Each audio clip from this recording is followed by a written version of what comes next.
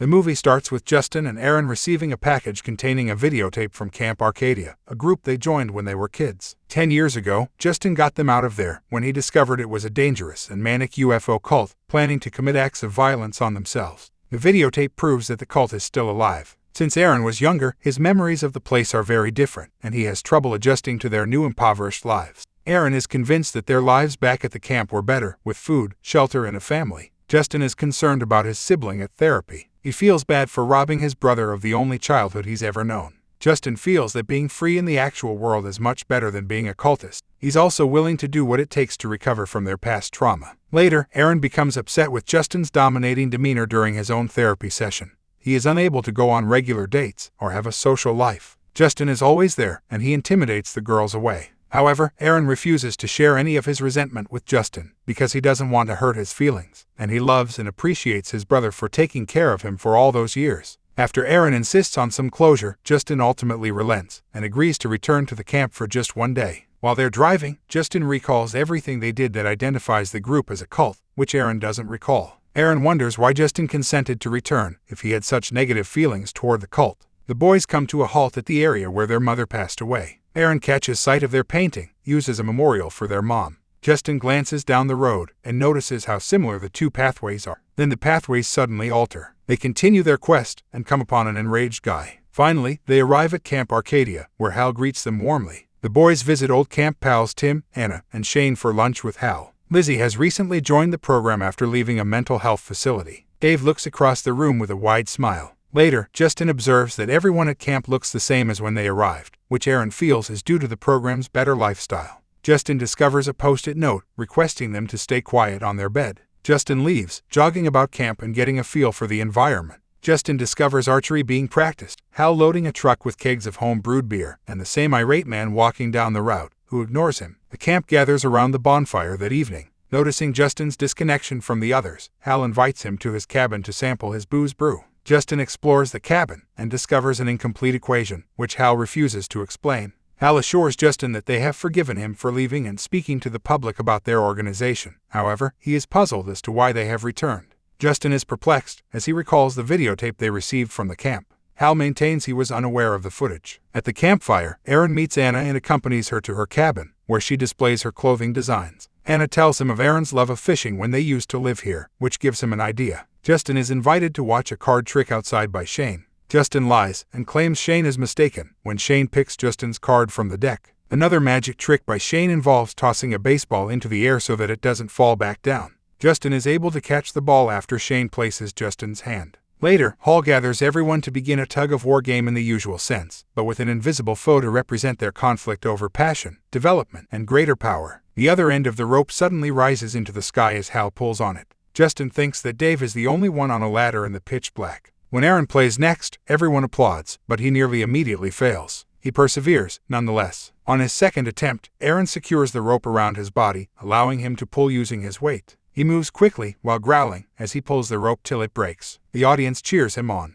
Until Aaron persuades him otherwise, Justin is reluctant. When Justin tries to pull, the rope whips in front of him, forcing him to fall and graze his hand. Dave, who was obviously not the person who pulled the rope, is grinning behind the throng as it falls quiet. Later, Lizzie treats Justin's wound, while relating how she once did the same for a man who enjoys shooting guns and lives in the woods. Justin is checked on by Hal, who apologizes for what happened. The two are looking at him anxiously when Justin walks away. Aaron insists on spending another day there as they make their way back to their cabin, because he wants to fire some guns for tomorrow's target practice. Initially uninterested, Justin ultimately consents. Tim is seen smoking in front of a closed cabin. The brothers don't buy Tim's assertion that there is simply rowing gear inside. Another post-it note that reads, "Please, be quiet," is on their cabin door. They take it off. Unable to sleep, Justin brings up Aaron and Anna's relationship. Even as a little child, Justin recalls Anna observing Aaron closely. Justin laughs it off when Aaron asks whether they were destined to be together. The following day, Aaron and Justin practice shooting. However, Justin misses, causing the bullet to land close to the head of the bullet shows signs of a strong impact. The brothers later go fishing in the lake before Justin goes running by himself. He observes the weird man going down the path once more, but he vanishes and only leaves behind a single shoe with a bloodstain. Justin keeps going until he comes upon a moving storage container in the field. The sky briefly darkens as a wind gust blasts. Justin looks down and sees Polaroids scattered before him. Confused, he picks one up, and a tree falls and scares him, so he flees. Someone is making noise inside an ancient tent as a recorder plays a song endlessly. A vintage clock, with a second hand that keeps moving back 3 seconds, hangs outside the tent. Lizzie performs that evening during karaoke night in front of everyone. Another post-it is posted on the board behind Justin, asking for silence. Hal is dragged away from the celebration by Justin, who then shows him the Polaroid photo of a boy in the lake he previously found. Similar to when he was a child, Justin feels as though someone or something is watching him. He's gone through it once more and needs an explanation. 2 moons are visible in the sky, which Hal characterizes as a sign of truth. A third moon, on the other hand, will denote the ascent. Justin is advised by Hal to drive Aaron to the boy in the Polaroid tomorrow, in order to locate the solutions. It would be a relief for Justin, regardless of what he believes in or discovers there. Aaron performs for the audience later in the evening, after using some of Anna's stuff. Justin discovers Lizzie drawing the armed man with a pistol and a burning home from one of her tails. Moving on, Justin notices a girl sobbing by herself. Aaron is taken away by Anna as she shows him a mirror that mirrors the surroundings. When Aaron mentions the camp video they got, Anna disputes sending it. She adamantly denies ever sending a video, especially to someone like Justin.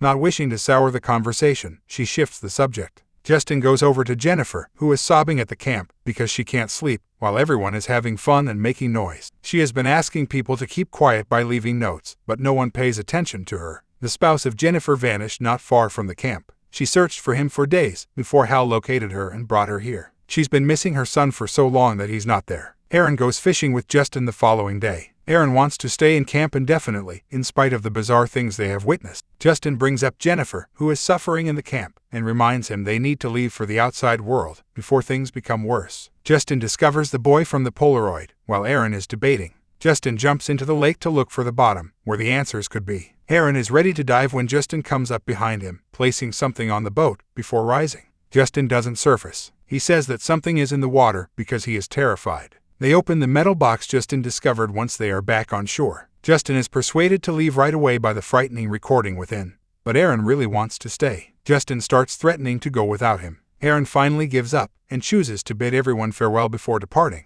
They have dinner that night. Justin receives a sketch from Lizzie of a spooky animal in the woods. Hal is insistent on playing the recording, as he explains that it is the way the entity watching over them communicates. The television broadcasts footage of Justin and Aaron when they were younger, lying to viewers about their version of Camp Arcadia on live television. Hal forbids the brothers from leaving by telling them in the message that they put the camp in the public eye. Aaron is enraged when he learns that Justin made up negative stories about the camp. According to Justin, he lied because he was aware of something ominous and wrong at the camp. Hal claims that Justin made up tales in an effort to escape. Hal claims that despite sparing their lives in the vehicle accident that took their mother's life, Justin is damaging the camp because he wants to be in charge. Hal and the others found it difficult to do business in the outside world as a result of Justin and Aaron's story, since many people had seen their pictures on the television and believed they were a crazy cult. Justin is unconvinced by his charges and points out that Jennifer is afraid and holding on to the unfounded hope that she will ever locate her husband. Justin tries to go, but his brother won't let him.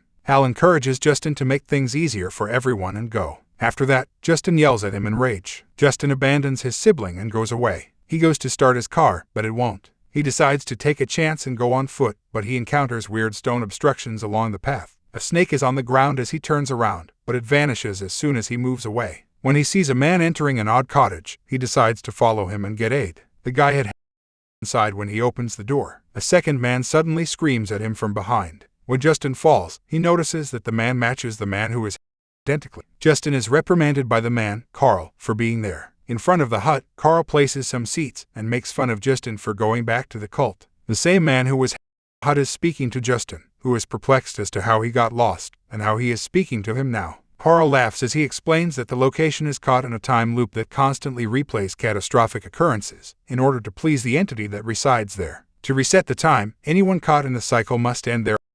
Otherwise, the monster would put them down even more brutally. Justin is warned by Carl that if he wants to escape, he must do it before the loop resets, or he will remain there, along with the rest. Justin, though, prefers to get Aaron back first, then leave. When Justin asks for aid, Carl offers to demonstrate how someone who is trapped here gets beyond the marks and is looped back inside. The guy requests for Justin, who can still pass the marks, to grab a gun from Chris, who is also caught in a loop. Justin receives a compass from Carl, who tells him to rely on it rather than what he sees. Carl regrets being stuck even in his own head before Justin goes. All he is aware of is the world within his loop, since the creature prevents him from dreaming or sleeping. Aaron awakens in the morning to discover a swarm of birds forming a circle in the air. When Aaron picks up the Polaroid that the birds drop, he discovers a picture of himself in a trailer. Hal speculates that the thing tells them what it sees, making Aaron believe it was keeping an eye on him. Aaron is worried about Justin, so Hal advises going to the trailer in the picture. Before the third moon is full, Hal instructs him to follow a trail and locate Justin.